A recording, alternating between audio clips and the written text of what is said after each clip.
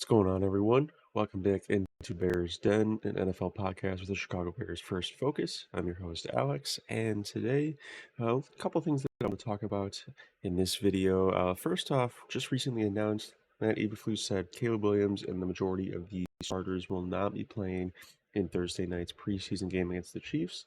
There's an argument to be made that the starters could have used some more reps, specifically, Caleb, obviously, Rome, Keenan Allen, potentially, even though, he's probably a Hall of Famer and, an older vet, and Gerald Everett.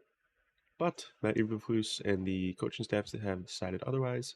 No more reps for the starters in the preseason. The next time they touch the field, it will be the real deal. So that's something to keep an eye on.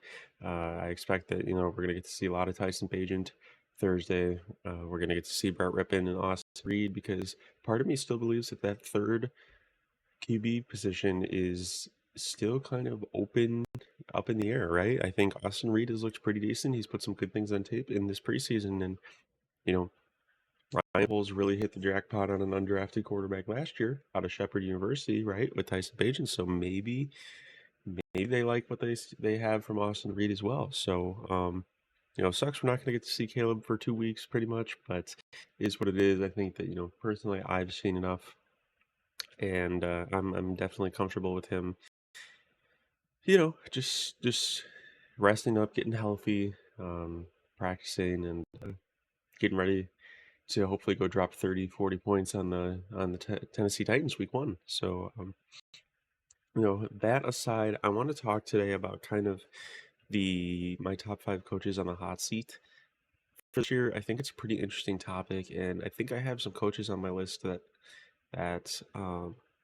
you guys may not have on yours. So, um, there's an obvious one as well, but we'll get right into it. So I'm gonna go from less likely to be fired to most likely to be fired. Who's on the hottest seat? And number 5, Matt Eberflus. Now, I've given this a pretty good amount of thought, and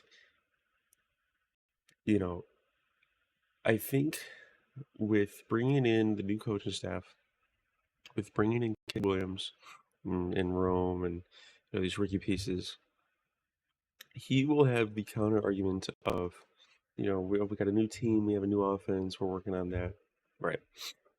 I think the only way that Eberflus gets fired after this season is if the team really regresses, right? If they win 7 games last year, and now with all these huge upgrades on offense, the team wins less than 7 games, he probably gets fired. Now, I don't know if they've had conversations, and potential extensions behind the scenes now that they took their quarterback at number 1.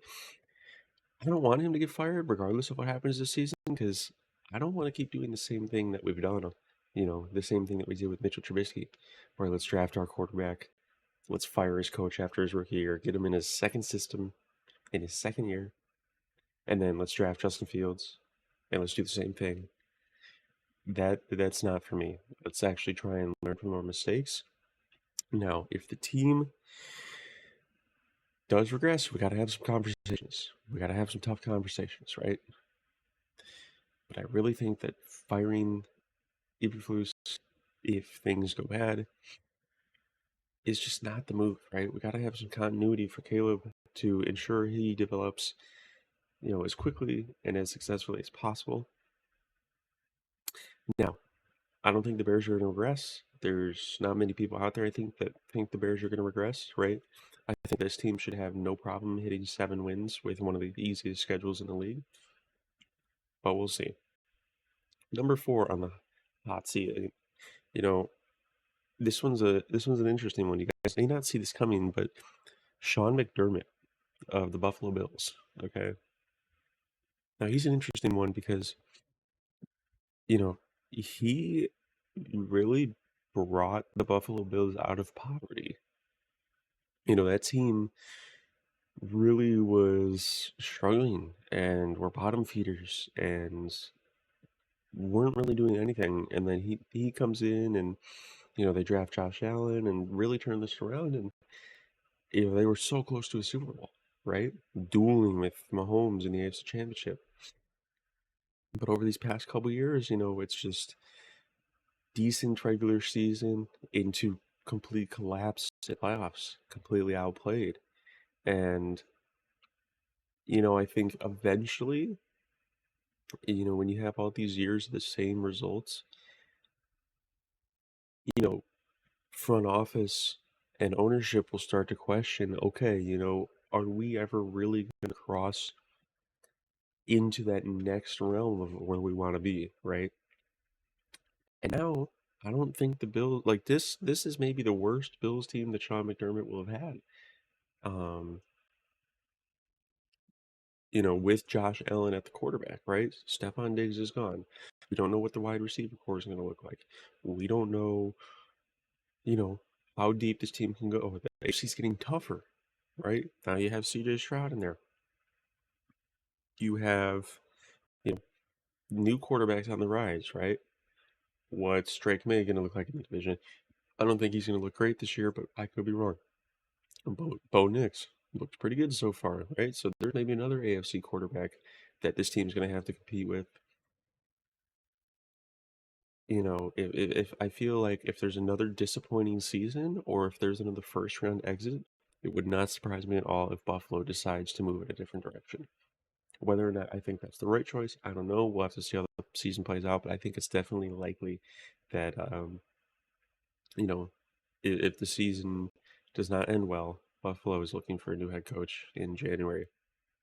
Number three, and I want to put this coach higher, like he's more likely to get fired, because I honestly think that this coach could be the first coach fired. And I think he could be fired pretty early into the season. Nick Sirianni of the Philadelphia Eagles. Look, I mean, he got this team to a Super Bowl, right? Head coach of the team that went to the Super Bowl. Jalen Hurts played a fantastic game. They were so close to winning the Super Bowl. And then last year they start 10-1, and then just melt down, completely melt down, lose a bunch of their final games, go on a huge losing streak. They were the worst team in the league. You can look this up. They were the worst team in the league statistically and record-wise, or one of the worst, like bottom three, through the last 2 months of football. And then, of course, they got, eliminated in the first round of the playoffs. A lot of rumors, a lot of talk. Him and Jalen aren't getting along anymore. There's internal conflict. There's problems. When you have a Super Bowl team, which was proven, and a team that was, maybe one play away from winning a Super Bowl, right? If one thing goes differently, and then that next year you don't even get close, and you turn into one of the worst teams in the league, and then you have problems with your quarterback. I'm telling you guys right now, if this Philly team comes out flat in the first month, he might be gone after week 4. If this team comes out and goes 0-4 or 1-3, Philly could have an interim coach for the rest of the season. And I fully believe that. And, it sucks because Philly looked like they were going to be one of the top teams in the league for years to come. And now it's just, you're hearing all these different things. And, you're seeing the way that Sirianni acts after some of these games and in these press conferences. And it's just weird. And it's, you know, not professional. And I don't want to say like that's necessarily a bad thing because I don't think that, you always have to be professional like it's football. But like the game last year, I remember when, it was the rematch against Kansas City and they beat him and he's like yelling at the fans after the game and like, just all this weird stuff. Like that's strange behavior for a head coach. And it's I just I think when you have a seasonal breakdown like they had last year, you're put on the hot seat the next year if it continues, right? Now, if the team comes out and they're fine, okay, fine, right? But the team has weapons. They have weapons. And they have, one of the better offensive lines in the league. They have two fantastic receivers. They have a good quarterback. No excuses in Philly, right? Number two, we all know this, Mike McCarthy. Look, there's a lot of teams out there that would do anything. There's a lot of fans out there that would do anything for their team to win 12 games in back to back to back seasons, right? Like, that's impressive. But the problem with Mike McCarthy is when it comes to the playoffs, Dallas has their worst game of the season in that playoff game every single year. And we saw last year, Jordan Love, right? Green Bay barely makes it in, right? They're one, they're a game of good quarterback play from the Bears away from not being in the playoffs. And then Dallas is hosting them and they get blown out and they get 40 dropped on their head by a quarterback that's in his first year starting in his first playoff game.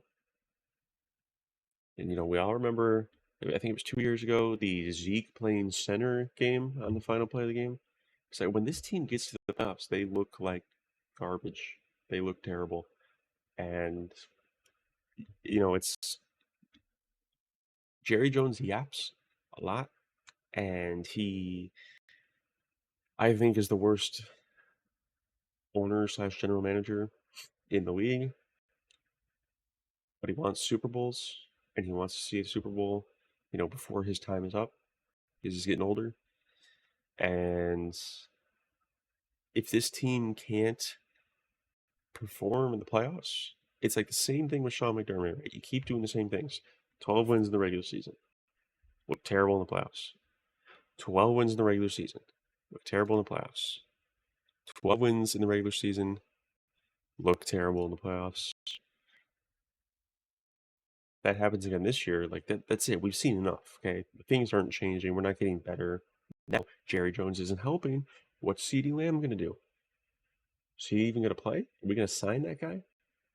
Micah Parsons looks like he's showing up. Like he'll be playing.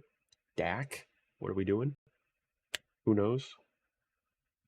But if you're a team that has arguably a top three receiver in CeeDee Lamb and top two, top three edge rusher, you know, with Micah Parsons because he's in that category with like T.J. Watt and Myles Garrett. Like, you better win. You better win some games. You better make a deep playoff run. And they have yet to do that. So that, like, Mike McCarthy's a pretty obvious one. And then finally on the hottest seat, Robert Saleh of the New York Jets. I mean, I think it's unfortunate. I think that he's been completely hosed in the scenario that he's been given. Um, Obviously not his fault that they trade for Aaron Rodgers and Aaron Rodgers tears his Achilles after 4 plays. Like, that's not his fault. It's just unlucky. I feel like this happens to pretty much any coach that goes to the New York Jets. It's just a dysfunctional organization. They don't know what they're doing. They It's like brought into a bad situation, trying to make the team competitive, make a trade for, a Hall of Fame quarterback to try and maybe make a run, and he gets injured. And so it's like all the cards are in play this year. And Aaron Rodgers came out and said it, and he said, if the team sucks, if they're bad this year, then no one's going to be there. Rodgers will be gone. Salah will be gone. And look, I think, Salah is a fantastic coach in my eyes. I think, we saw it in San Francisco, how dominant that defense was when he was there. I just think, he took the head coaching job, obviously, and the team was really, really bad when he did. And, they've got players here. And he's been there for a few years now. And so it's if the team falls flat with Aaron Rodgers under center, it's gone. Gone. And that's the way it is. It sucks. I like Robert Saleh. I think he's a great coach. But, you know, that's where I stand. Two honorable mentions I want to talk about. It's really quick. Not going to get in depth with them. Dennis Allen of the Saints, been there a couple of years, have not been great. Have Derek Carr, have some weapons, right? Um, I think pretty unlikely that he gets fired. I'd say he's probably like behind Matt Eberflus for me. Maybe in front of him. You could flip him. And then Doug Peterson of Jacksonville. I don't think it'll happen, but like if the team's bad, they miss the playoffs, maybe. When you have a playoff meltdown, like they didn't playoff meltdown, that was Jacksonville, but that was the Chargers, excuse me. But you know, two kind of mediocre seasons in a row. If they have a third one, they can't move off the quarterback because they just gave him $200+ million. Maybe it's moving off of the head coach instead. But that's it. I appreciate you guys listening to me. Let me know if there's any coaches that you would have on this list that I don't have. Is there any coaches that you don't have or that I had that you don't think I should have had on the list? Let me know down below. Please give this video a thumbs up, comment, subscribe. Really helps out the channel. Really appreciate you guys doing that, and lets me know that you guys are enjoying the videos, and I enjoy making these videos for you guys. So nothing better than coming on here and talking football. But thanks for hanging out in the den with me. I appreciate you guys. Bear down as always, and we will see you in the next video. Peace.